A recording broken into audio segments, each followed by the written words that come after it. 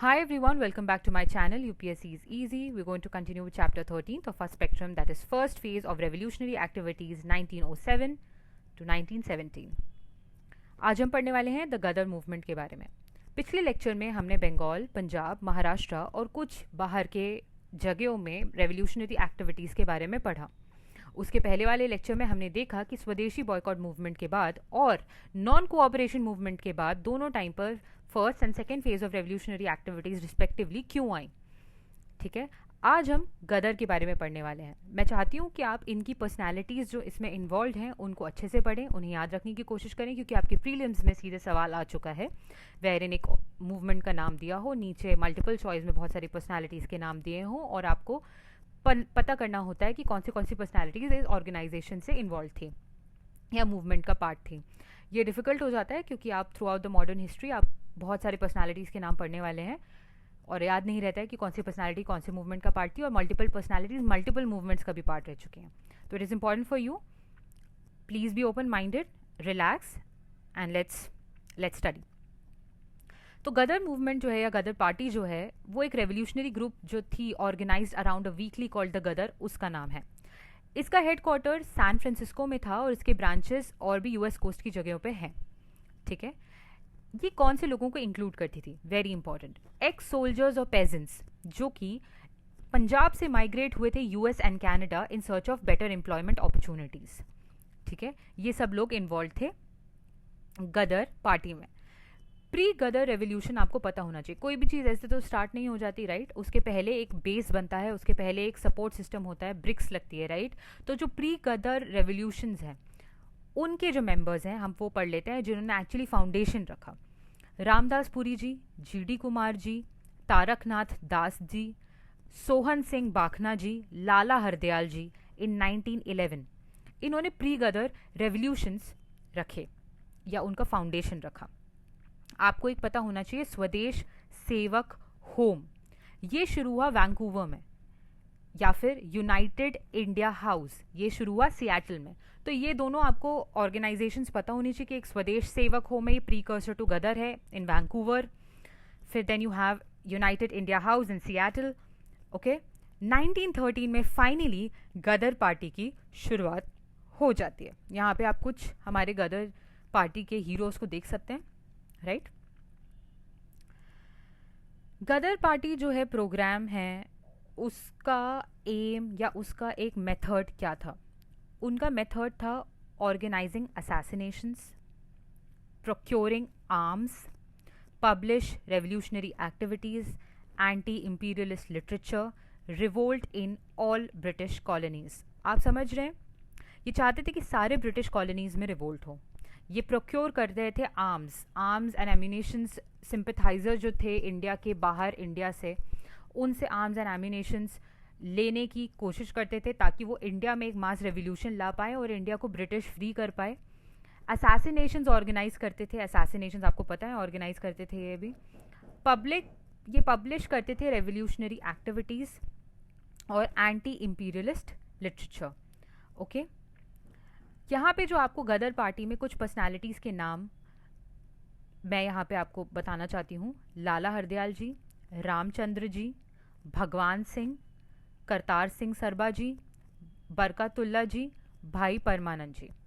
All these people, Lala Hardayal, Ramchandra, Bhagwan Singh, Kartar Singh Sarabha, Barkatullah, Bhai Parmanand. Okay, please remember. Okay, कैसे भी करके आप इसको रिमेंबर कर सकते हैं. भगवान, फिर उसके बाद राम, भगवान राम आप ऐसे याद रख सकते हैं, राइट. ऐसे बहुत सारी चीज़ें आप कर सकते हैं. ठीक है, दो मेजर इवेंट्स थे जो इनके प्लान को एनकरेज कर रहे थे. वो दो मेजर इवेंट्स क्या थे? एक थे कोमाकाटू मारू इंसिडेंट जो हुआ था 1914 में, और वर्ल्ड वॉर 1. ये जो दो इंसिडेंट्स थे ये मोटिवेट कर रहे थे गदर मूवमेंट को टू टेक एक्शन. तो इसके पहले आपको सबसे पहले पता होना चाहिए कि कोमागाटा मारू इंसिडेंट क्या है और इससे गदर का क्या एसोसिएशन है. कोमागाटा मारू एक्चुअली जो है एक शिप का नाम था जो 370 पैसेंजर्स को कैरी कर रही थी, जो कि इमिग्रेंट्स होते वैंकूवर के फ्रॉम सिंगापुर. लेकिन कैनेडियन अथॉरिटीज़ ने, जो कि इन्फ्लुएंस थे ब्रिटिश गवर्नमेंट से, इनको रिटर्न कर दिया, इनको अपने कंट्री में लेने को मना कर दिया। ठीक है, तो ये फाइनली जो शिप है ये एंकर होती है कैलकाटा में इन सितंबर, देख सकते हैं आप यहाँ पे पिक्चर, कैलकाटा में आती है, एंकर होती है इन सितंबर 1914। लेकिन जो इनमिट्स है उनको तो वैंकूवर जाना था उस वक्त, तो वो रिफ्यूज़ कर देते हैं टू बोर्ड पंजाब के लिए, जो ट्रेन जाने वाली थी वहाँ पे चढ़ने में रिफ्यूज़ कर देते हैं। तो उनका बज जो कैलकाटा में एक जगह है वहाँ पे पुलिस के साथ डायरेक्ट कॉन्फ्लिक्ट हो जाता है, जिसमें 22 पीपल डाई। तो आप समझ सकते हैं कि ये सारे इमिग्रेंट्स हैं फ्रॉम सिंगापुर टू वैंकूवर, लेकिन कैनेडियन अथॉरिटीज़ इनको लेने के लिए मना कर देती है बिकॉज वो ब्रिटिश से इन्फ्लुएंस होती हैं। ठीक है, इनको वापस भेज दिया जाता है कैलकाटा में। बज में ये रिफ्यूज़ करते हैं कि पंजाब की ट्रेन में नहीं बैठेंगे, और लड़ाई होती है, डायरेक्ट कॉन्फ्लिक्ट होता है with the police and 22 people die. Okay, तो ये एक बहुत बड़ा इवेंट होता है जो कि इफेक्ट करता है, इन्फ्लुएंस करता है गदर मूवमेंट को, राइट। दूसरी बात यह है कि जब डिसाइड होता है कि गदर मूवमेंट शुरू होना है, तो जो गदराइट्स हैं वो अर्ज करते हैं फाइटर्स को कि आप इंडिया जाइए और इंडिया जाके एक मास रेवोल्यूशन लाने की कोशिश कीजिए, right. Kartar Singh Sarabha ji and Raghubar Dayal Gupta, very important, इस बार के प्रीलिम्स के लिए तो इम्पॉर्टेंट है ही, क्योंकि पिछली बार प्रीलिम्स में बहुत फैक्चुअल क्वेश्चंस आए हैं, बहुत डिफरेंट था paper. Please remember Kartar Singh Sarabha, Raghubar Dayal Gupta, Kartar Singh Sarabha and Raghubar Dayal Gupta left for India, right. यहाँ पे इन्होंने क्या किया, यहाँ पे आते ही इन्होंने बंगाल की जो रेवोल्यूशनरीज हैं उनको कांटेक्ट किया। बंगाल के रेवोल्यूशनरीज, हमने ये दो पर्सनालिटीज़ के बारे में पढ़ा है, very important personalities, Raj Bihari Bose and Sachin Sanyal, right. इनको कांटेक्ट किया और ये बोला, उनको आस्क किया कि आप प्लीज़ लीड कीजिए मूवमेंट को। ठीक है, तो गदराइट्स एक्चुअली आते हैं, कांटेक्ट करते हैं बंगाल की रेवोल्यूशनरीज को और उनको बोलते हैं, राज बिहारी बोस और सचिन सान्याल को बोलते हैं कि आप प्लीज़ लीड कीजिए मूवमेंट। अब क्या होता है, पॉलिटिकल डेकॉइटीज़ होती हैं। पॉलिटिकल डेकॉइटीज़ आप यहाँ पे समझिए, डेकॉइटीज़ इसलिए नहीं हो रही है कि इंडिविजुअल बेनिफिट के लिए डेकॉइटीज़ नहीं हो रही हैं, ये डेकॉइटीज़ करके जो फंड्स हैं वो यूज़ होते हैं to bring in arms, ammunitions, to elevate the struggle, to continue with the revolution. जो रेवोल्यूशनरी एक्टिविटीज़ के लिए चीज़ें लग रही हैं उसके लिए ये पॉलिटिकल डेकॉइटीज़ किए जाते हैं। लेकिन अगर आप इसका सोशल कंटेंट देखें कि ये डेकॉइटीज़ कहाँ पे हो रहे हैं, तो आप देखेंगे 3 आउट ऑफ 5 डेकॉइटीज़ जो है वो मनी लेंडर्स को टारगेट कर रही थी। तो आप समझ सकते हैं कि यहाँ पे सोशल कॉनोटेशन क्या है, मनी लेंडर्स को डायरेक्टली टारगेट क्यों किया जा रहा है, क्योंकि उनको as a facilitator of British authority देखा जा रहा है। कैसे, क्योंकि मनी लेंडर्स परेशान कर रहे हैं पेजेंट्स को, बॉन्डेड लेबरर्स को, तो मनी लेंडर्स से डायरेक्ट यहाँ पे क्लैश दिख रहा है। तो आप ये एक सोशल कॉनोटेशन समझने की कोशिश कीजिए कि who were the people who were targeted during these revolutionary activities.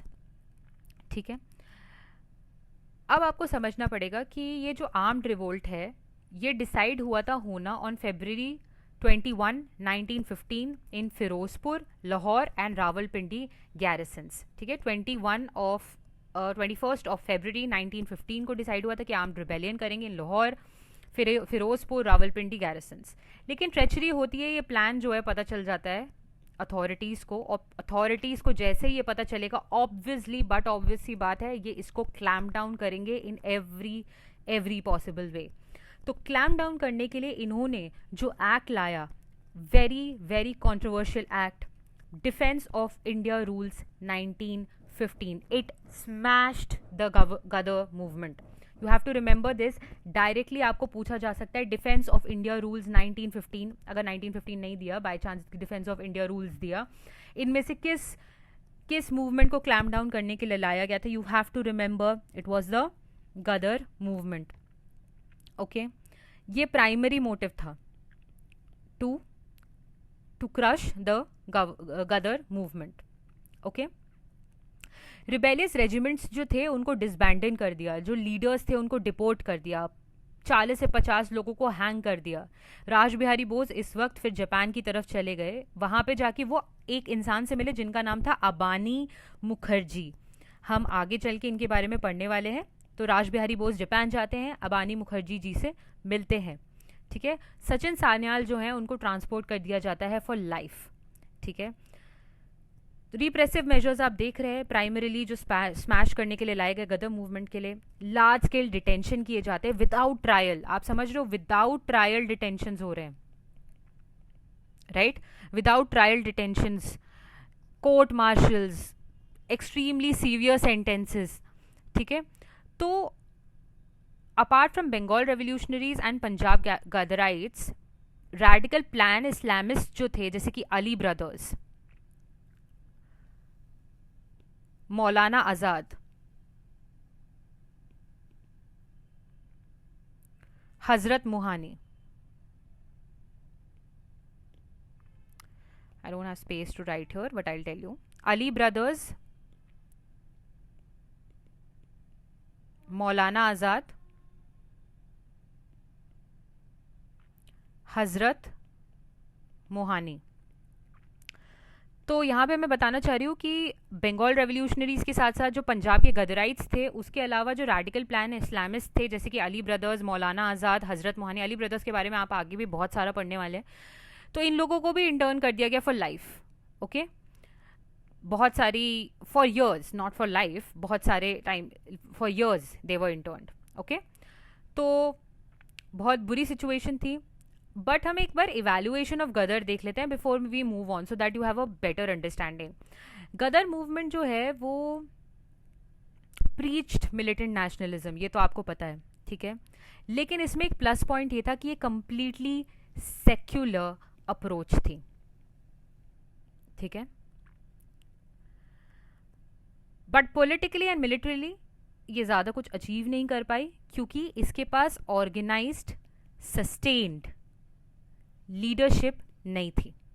ठीक है, सेक्युलर अप्रोच थी लेकिन ये पॉलिटिकली ज़्यादा कुछ अचीव इसलिए नहीं कर पाई क्योंकि सस्टेन्ड लीडरशिप नहीं थी। Underestimate the extent of preparation, organisation, ideological, financial, tactical, strategic चीज़ें जो भी थी। सो एक्चुअली ऑर्गेनाइजर इस वक्त कौन थे? ऑर्गेनाइजर का नाम आपको पता होना चाहिए, लाला हरदयाल थे। ठीक है, लेकिन अनफॉर्चुनेटली ये एक मिस कैलकुलेशन कर देते हैं गदराइट्स की कितना ज़रूरी है, कितना क्या क्या करना पड़ेगा to get rid of Britishers and what all can they do to clamp down the movement. तो ये जो है मिस कैलकुलेशन की वजह से गदर मूवमेंट क्लैम्प डाउन हो जाता है आगे चल के। ये सब बताने का क्या मतलब है? यहाँ पे लीडरशिप की कमी, एक्सट्रीमिस्ट जो है वो गायब हो गए। पिछली बार हमने पढ़ा था गायब एज इन लाइक बहुत सारे, उसमें से औरबिंदो घोष रिटायर हो गए, बहुत सारे लोग जेल में थे, तिलक वॉज इन जेल, मॉडरेट्स जो है they had lost popular support, mass support. ये सब बताना मैं इसलिए चाहती हूँ क्योंकि आगे चल के हम देखते हैं कि महात्मा गांधी का रिटर्न होता है इंडिया में और वो कैसे एक सेंट्रलाइज लीडरशिप की तरह नज़र आएंगे आगे चल के। इसलिए ये सारे चैप्टर्स में आपको लीडर्स के बारे में कि लीडरशिप की कमी थी, एक सेंट्रलाइज लीडरशिप की कमी थी, ऑर्गेनाइजेशन की कमी थी, ये सब नज़र इसलिए आ रहा है क्योंकि आगे चल के आप देखने वाले हैं कि ये सब कैसे it comes into fruition. Okay, इसके अलावा अगर आपको पता होना चाहिए तो एक म्यूटिनी पता होनी चाहिए सिंगापुर में जो 15 फरवरी 1915 को हुई।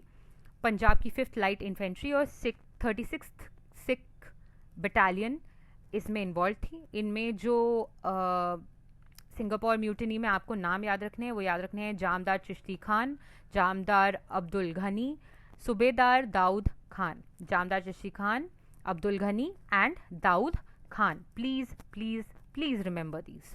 ओके, एक और चीज कर लेते हैं, वेरी शॉर्ट टॉपिक है, बहुत ही स्मॉल है, बहुत ही छोटा है, डोंट वरी।